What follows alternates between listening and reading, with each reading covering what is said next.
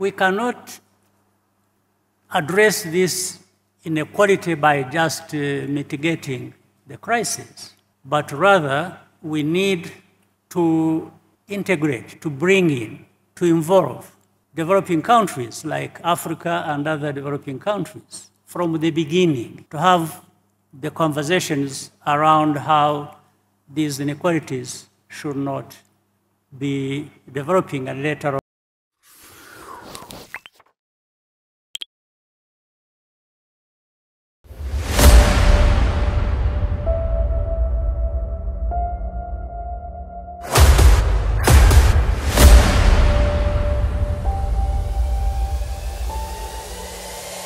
This is the journey to One Africa.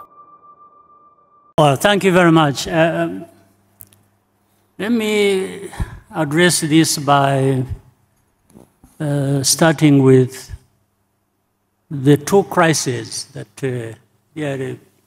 define the pessimism in the South about this international cooperation. One is when COVID happened. One is COVID, another is what happened with inflation and interest rates, the interest rate crisis that followed.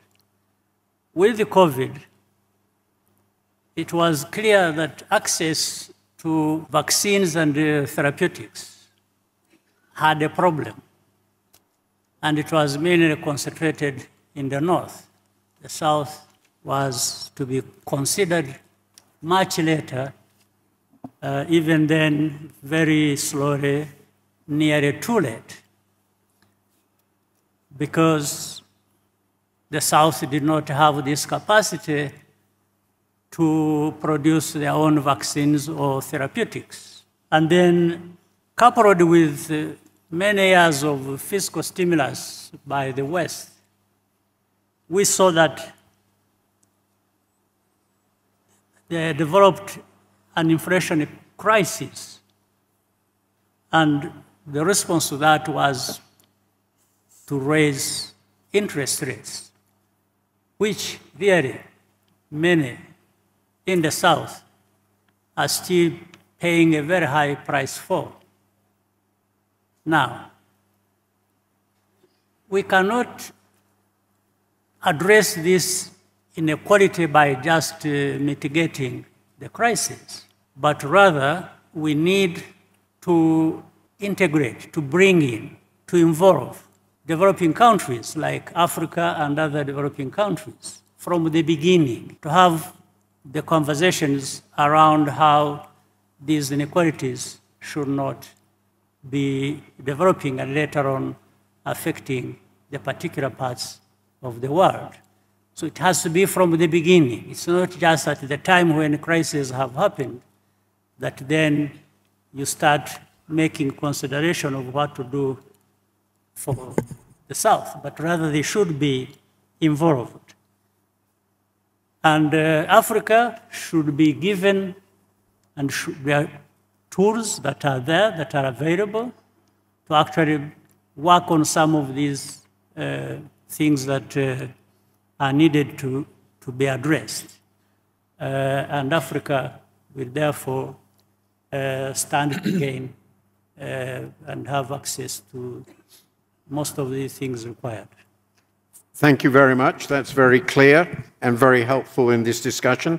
May I turn to you, Prime Minister Rutte, for your perspective, perhaps partly in response, but what do you think are the really big issues in this context that we now face? But let me be slightly provocative. I think for all of us, being the President of Rwanda or Colombia, Prime Minister of the Netherlands, we have basically two tasks. One is to make sure that our countries are safe, and secondly, make sure that the economy is doing well and that people have a job and can take care of their own lives. In that sense, I have a bit of an issue with constantly talking about the schism, the divide between the North and the South. I hope we are moving beyond that now, because we need each other. And we have seen so in Dubai at the COP28 that you can do that even successfully. And that would be my second comment. There is constantly this debate, also in my country, between multinationalism. Should we stay a member of the EU and the role of WTO and the UN, etc., as if that is something you can oppose to being interested in a national level. You cannot be a politician working at a national level, taking care of the national interest, if you are not part of a strong multilateral system. And that means that strong multilateral system, we have to invest in it. It has to be rules-based. We have to make sure that we have enough discussions and talks on how to progress it, like the WTO, which has had some difficulty, but under the current leadership, I'm happy to say we see progress in a number of important fields. So there is not a schism between North and South, I would argue, for this debate. There is not a schism between the national level and multilateralism. If we want to be strong politicians and providing the jobs, providing the collective safety and security at the national level, we need both strong countries and strong multilateral organizations. And I think in following on this first round, Martin, I think we will have many subjects and examples of where we are successfully doing that, be it fisheries in the WTO, to even getting an agreement on loss and damage at the COP28 in Dubai. We have done that. Thank you very much for that. Now it's your turn, Director General. Well, thank you, Martin, and it's very nice to say thank you for the kind comments of Prime Minister Rutte and the progress at the WTO. But I just want to build on what President Kagame and Prime Minister Rutte said, to say that if we look at some numbers of what is happening in terms of shares of global output in the world, we see that, in 1995, emerging markets and developing economies accounted for about 42% of global output, of global GDP, and developed countries for about 58%. And now, in 2022, we see a situation where this is inverted. And so these changing shares of world output, and we see it mirrored also in some of the shares of trade, which I'll come back to later, speak to the multipolarity of the world, that we are now in a multipolar world. There's no one power center. And what worries me in global governance is how we manage this multipolarity. There's no one center that can solve all the problems of the world.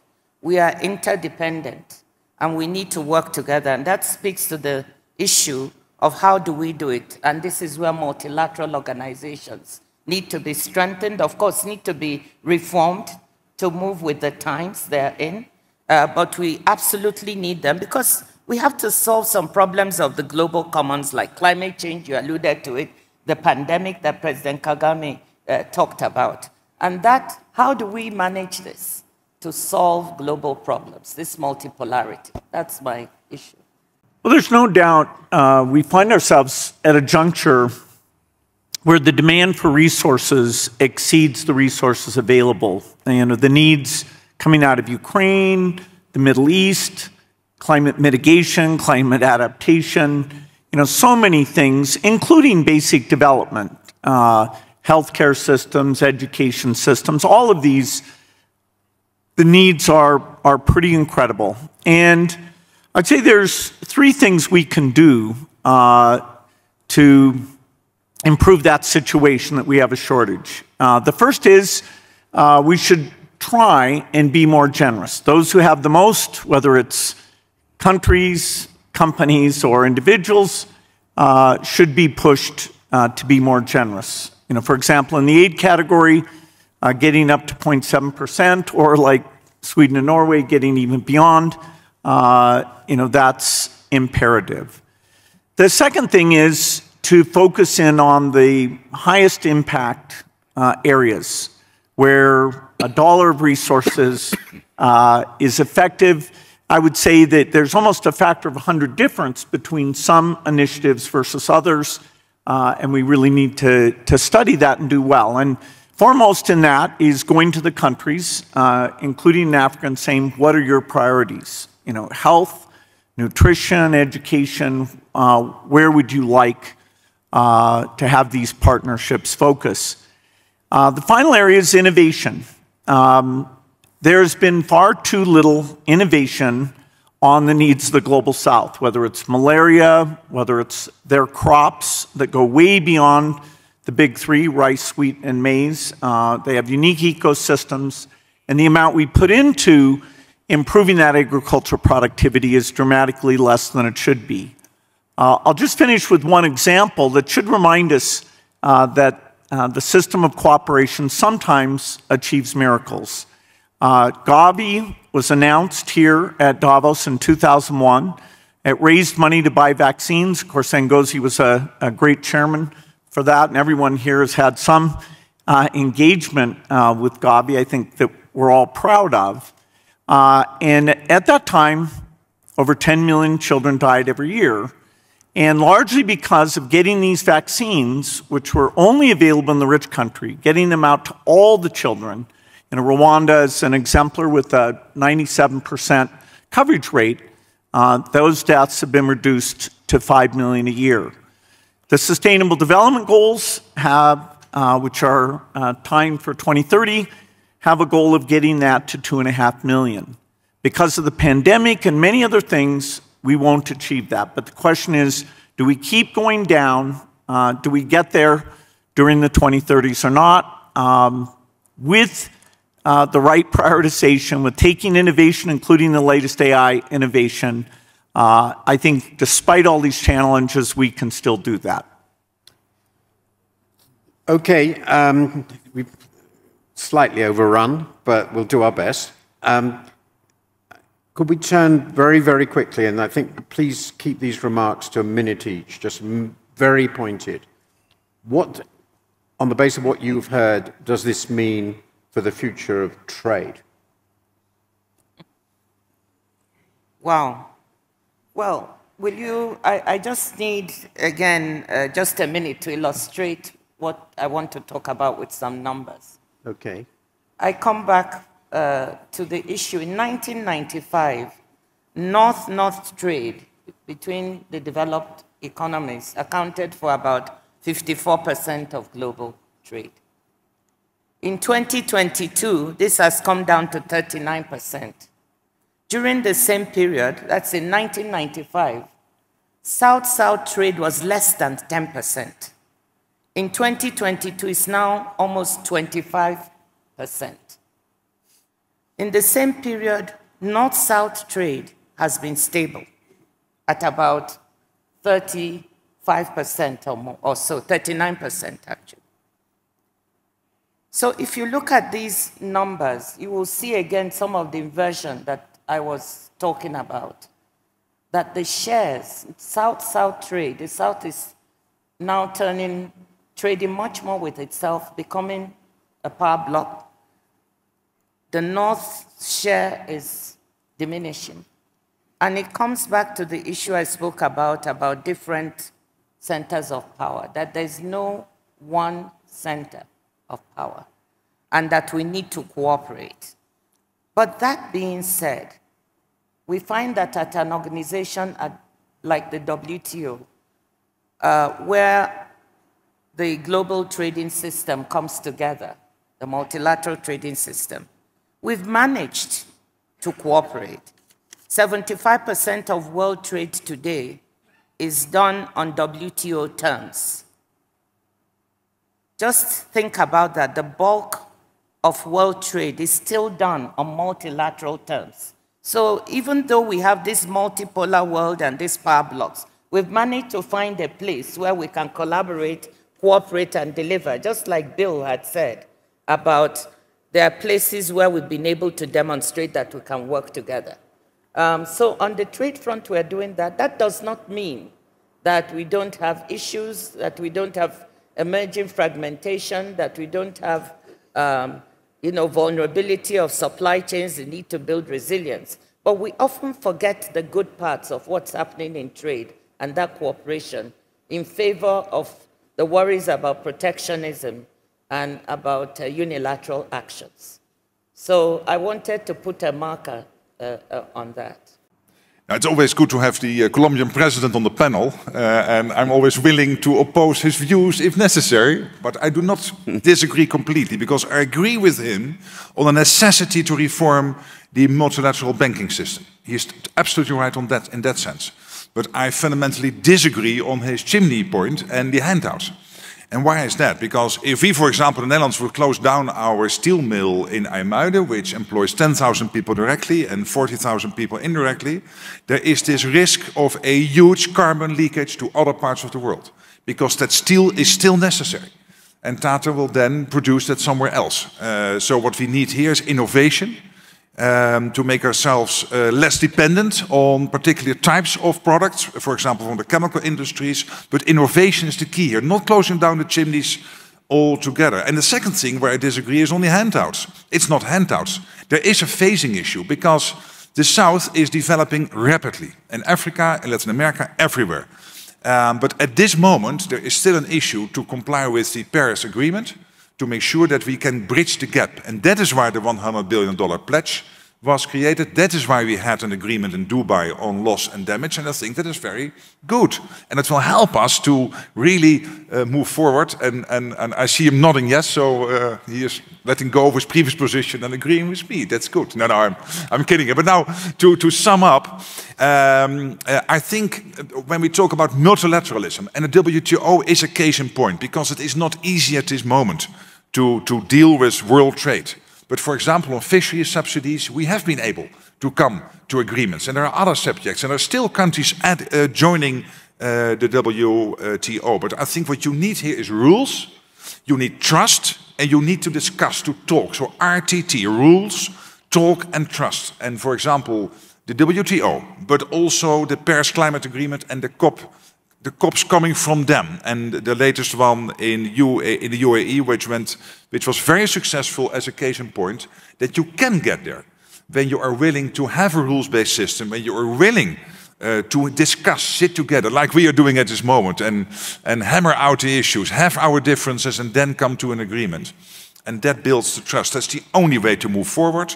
And that is why I say again, there is no schism between North and South, there is no schism between multilateralism and the national interests, and parties like my own, the centrist parties, should be much more forcefully put forward that case in point, because it is now the populace saying, oh, multilateralism is crazy, get rid of it, it's yesterday's story. No, you need both sides of the coin, multilateralism and strong nation states.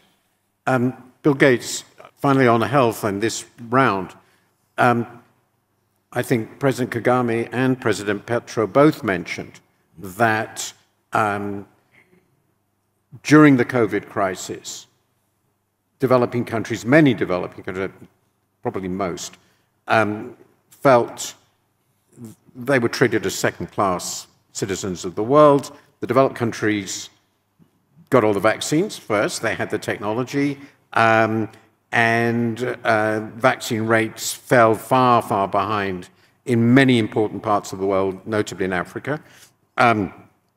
Will we do better next time?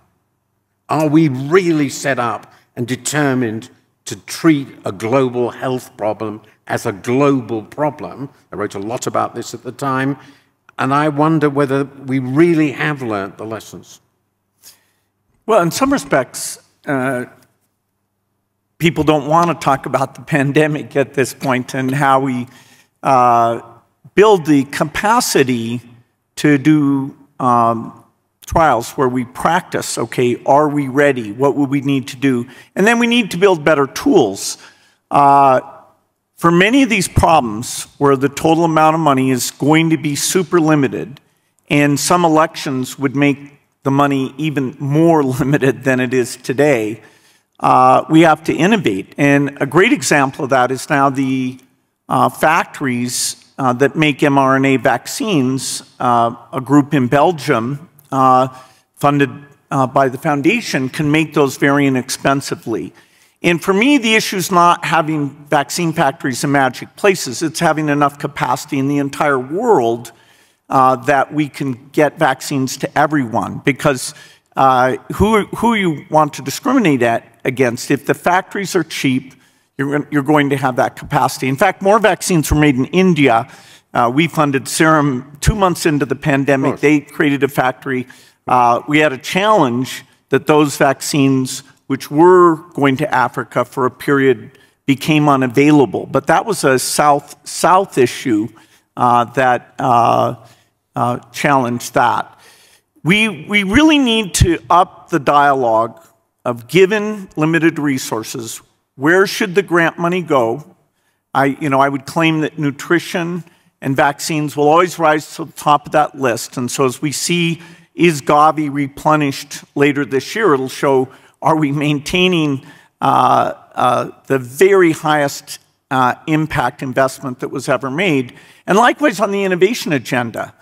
President Kagame and I were talking about how Rwanda's moving forward on these digital initiatives and making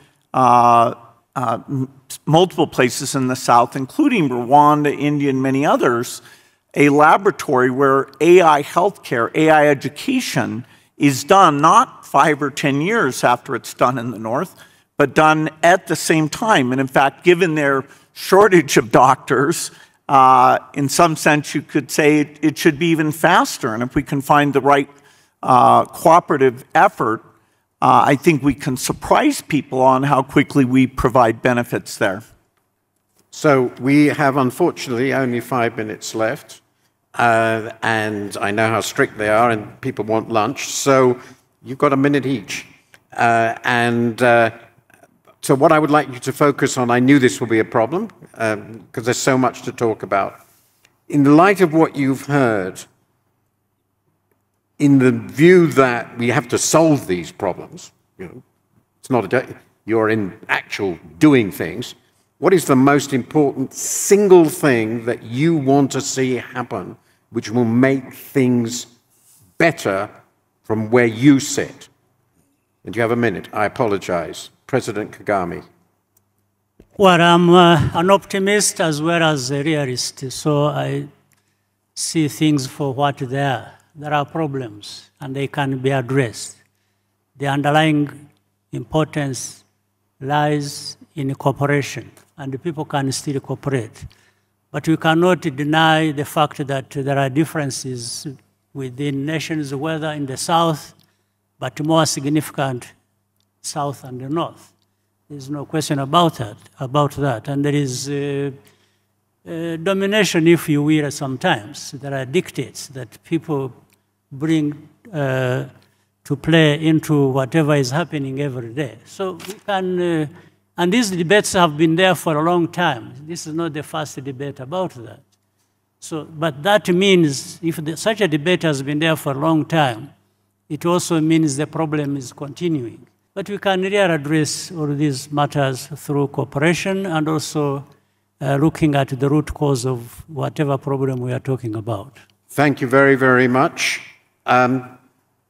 Your last word on the single most important thing you want to happen, if you could. Well, let me start by saying that in spite of the numbers I gave of the inverting shares of trade between North and South, we have to acknowledge that there are parts of the world that haven't benefited as much.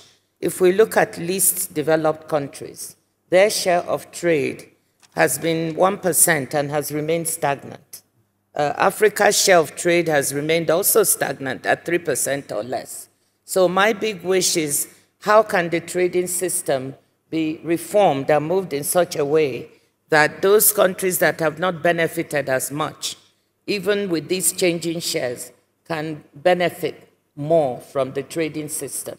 And how do we do it in such a way that we cooperate and collaborate? And I just want to put a shout out for my own organization. I think Prime Minister Rutte has been doing it mostly. But to say that, yes, we had difficulties at the WTO because developing countries did not see themselves benefiting. And there was this trust issue. At the same time, developed countries feel that some emerging markets are benefiting maybe too much from the system. So what I'd like to see is us coming together as we did at our last ministerial, working in an interdependent way with strategic cooperation to deliver more for those who didn't benefit from the system. Thank you very much. Gathered here in Davos, we are very worried about Ukraine and we are very worried about the Middle East. And at the same time, we are thinking of the energy transition and the need for fighting the warming of our planet, so climate change. And I would hope for two things. One is to reform the multilateral system, and it is tilting too much at this moment to the north. And it has to be incorporating, it should incorporate the fact that the world has changed, including the IMF, including the whole system of development banks. It should tilt more to the south. And secondly, we need to invest in the quality of governance at a national level wherever necessary. And we need to help each other also in that respect. Bill Gates, very last word. Okay. One sentence, if possible. Well, sadly, I'd say that the resources coming from the north, there's not much upside. And so the idea of using the power of innovation, whether it's in climate or health or in education, and prioritizing properly by listening to what the countries are asking for, what their priorities are, I remain optimistic, and that's partly from the great successes that we can build on. Thank you very much. I'm not going to summarize except to make 3 points. I know I've already exceeded time, a bit better than the last session, I should say. There's obviously an immense amount of frustration and anger. The system is obviously still very heavily weighted in many ways to the countries of the north. It would be very nice to think we can fix that. We've been in these discussions a lot. We can probably improve it. But I would endorse a very important point made at the end by Bill Gates, that a lot of what we're going to have to do will be being very, very clever in the way we innovate. Both in the economy and in our institutions, it's going to be an immensely difficult struggle to manage these problems, and we have to recognize that we have to do almost everything to do so. Thank you very much. I think it's been a wonderful panel, if far too short, and I think a lot of very important points and ideas have been put forward. Please thank them.